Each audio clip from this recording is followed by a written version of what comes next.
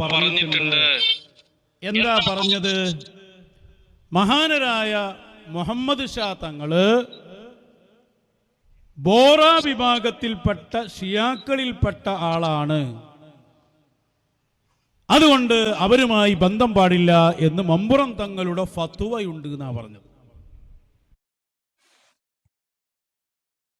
ഞാനും വിചാരിച്ചു എന്തോ പുതിയത് കിട്ടിക്കണമെന്നാണ്.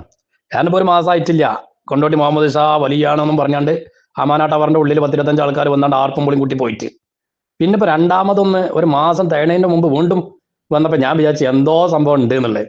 എന്ത് പണ്ട് സക്കരിയ സലാഹി പറഞ്ഞ മാതിരി എന്നല്ലാതെ ഒരു ചുക്കില്ല. അന്ന് ആ പാടിയ പാട്ട് തിരിച്ചു മറിച്ചുകൊണ്ടാണ് പറഞ്ഞു പോയിക്കാം.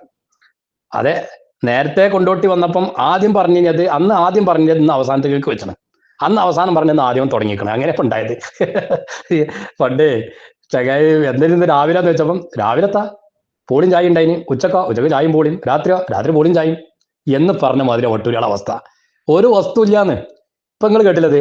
ഇതൊക്കെ കഴിഞ്ഞ പ്രാവശ്യം വന്ന് പറഞ്ഞതല്ലേ, അത് നമ്മളിവിടെ സ്ഥിരപ്പെടുത്തിയതല്ലേ. എത്ര പുസ്തകം വെച്ചാണ് നമ്മളിവിടെ പറഞ്ഞു. ചരിത്രകാരന്മാർ പറഞ്ഞത് ബഹുമാനപ്പെട്ട മമ്പുറം തങ്ങൾ പാപ്പയുടെ ഫത്വ അടക്കം ഇവിടെ പറഞ്ഞില്ലേ. മാത്രമല്ല ഇപ്പൊ ഈ അടുത്ത് നമ്മളൊരു പുസ്തകം വായിച്ചില്ലേ, ആ പുസ്തകം ആരെഴുതിയ? ഏക്കക്കോടൂർ എഴുതിയതാണ്. അത് ആരെ പ്രേരണപ്രകാരം എഴുതിയതാണ്? ബഹുമാനപ്പെട്ട മുഹമ്മദ് അലി ശിഹാബ് തങ്ങളുടെ പ്രേരണപ്രകാരം. മാത്രമല്ല അതിലുള്ള വിഭവങ്ങൾക്ക് താങ്ങും തണലുമായി നിന്നത് ബഹുമാനപ്പെട്ട മുഹമ്മദ് അലി ശിഹാബ് തങ്ങളാണ്. വിഭവങ്ങൾ പറഞ്ഞ അതൊക്കെ തന്നെ.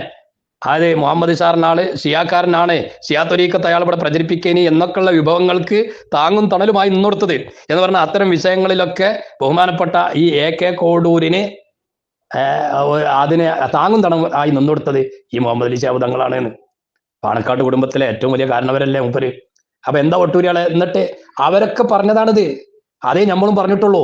അത് എവിടുന്ന ഇവർക്കൊക്കെ അത് കിട്ടിയത്? ബഹുമാനപ്പെട്ട മമ്പുറം തങ്ങൾ പാപ്പ അന്ന് തന്നെ എഴുതി വെച്ചത് കൊണ്ട്, അവരെ ഫത്വ വന്നുള്ളത് കൊണ്ടാണത്.